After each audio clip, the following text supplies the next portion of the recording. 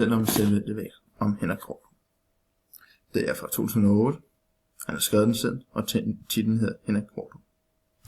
Men først vil jeg fortælle om faktakode, fiktionskode og dobbeltkontrakt.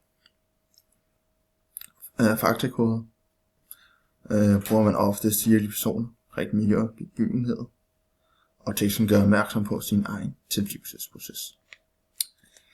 Afsenderen, det kan være en journalist, instruktør eller skribent. Og det er dem, der fortæller teksten. Eller de kan også gengives af andres tekst. Sproget er klart, entydigt og sagligt. Konventionen er oftest logisk, med argumentationer og belæg. Og det kan for eksempel have brug af en nyhedstrækant. Og man tilbageholder ikke informationer, så der er få tomme pladser. Formålet det skal være informerende, dokumenterende, vurderende og argumenterende og opfordrende. Positionskoderne er ligesom koden til, hvordan man skriver i litteraturen. Her er personer ofte opdigtet.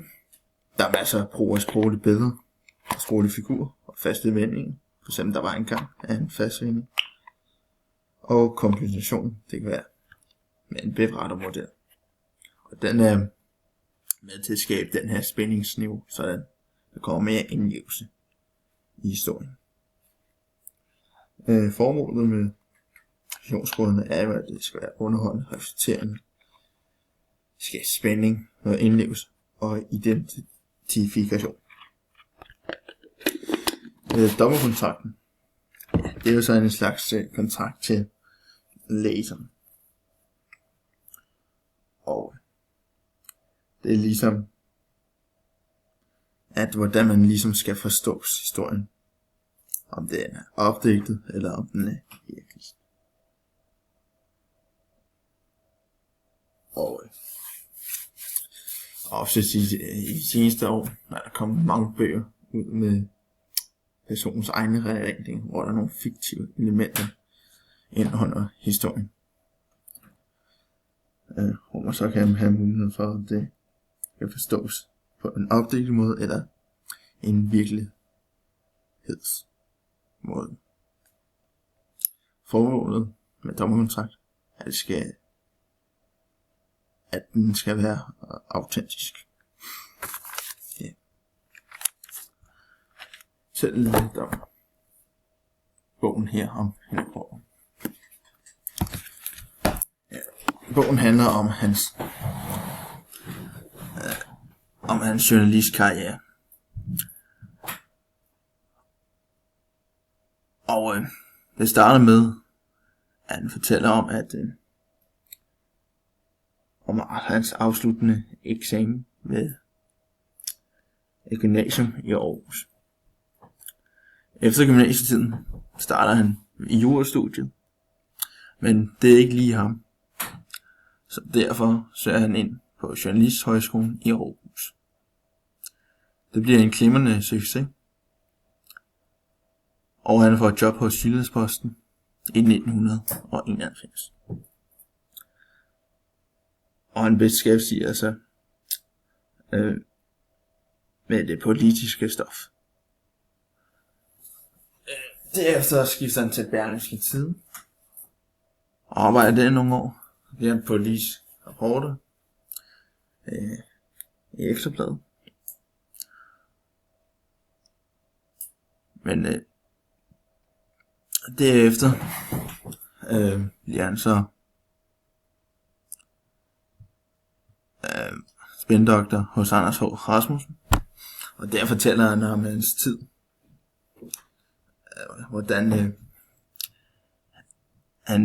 hvordan Anders H. Rasmussen ligesom omlægger menneskers dagsorden, at de skal komme lidt mere ind på midten i politik, så det vil sige, at de bliver mindre liberale i løbet af nogle år, fordi at hans mål, det er at vinde valget i 2001.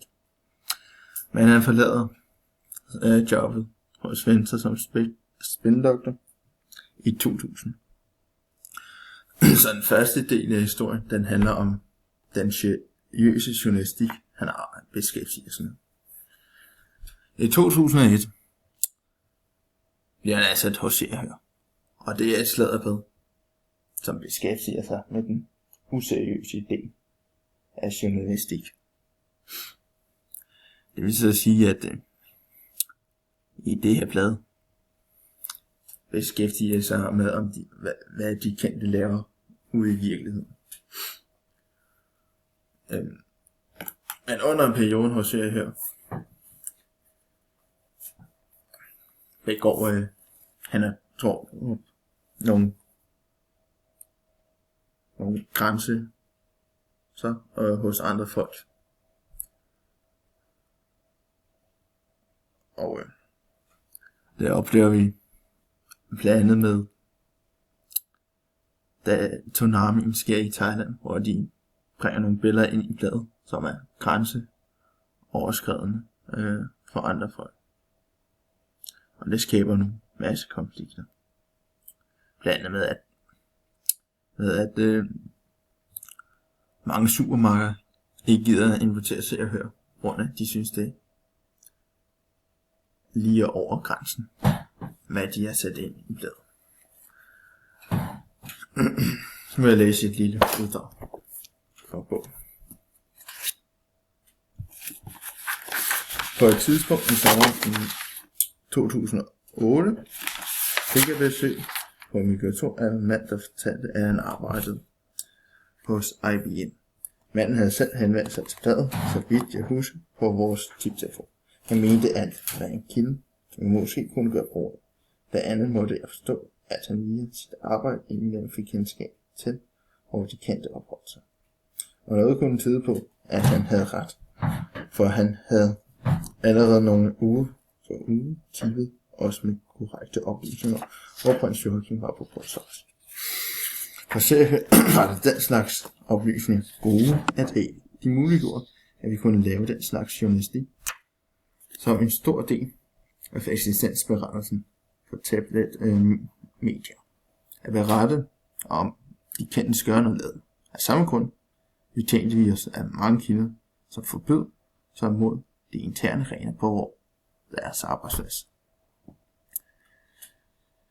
Hvis det på en eller anden måde kom frem, at de videregav oplysning til serier, ville det næppe udløse nogle måneder MUS-samtale. I hvert fald ville det formodentlig blive det sidste ventil. Et af de instrumenter er det et almindeligt forekommende redskab i den journalistiske værktøjskasse, at man trækker på folk, der af den ene eller anden grund har valgt at se stort på den deklaration, deres arbejdsplads forventer af dem.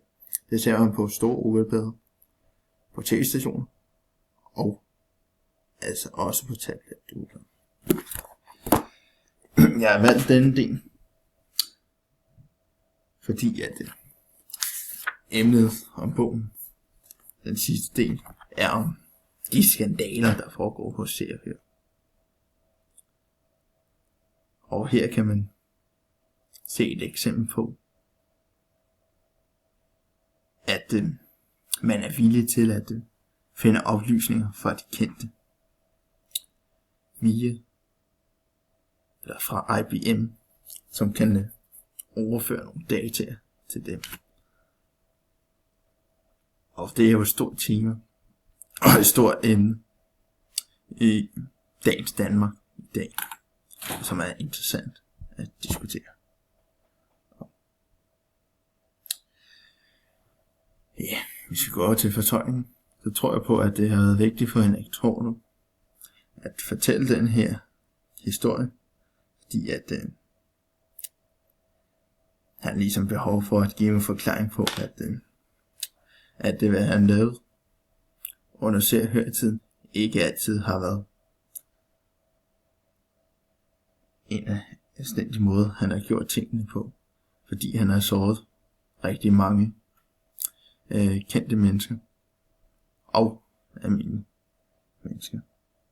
Så derfor tror jeg, han har skrevet den her selvbiografi, ligesom til at forstå mere om hans egen tid som journalist.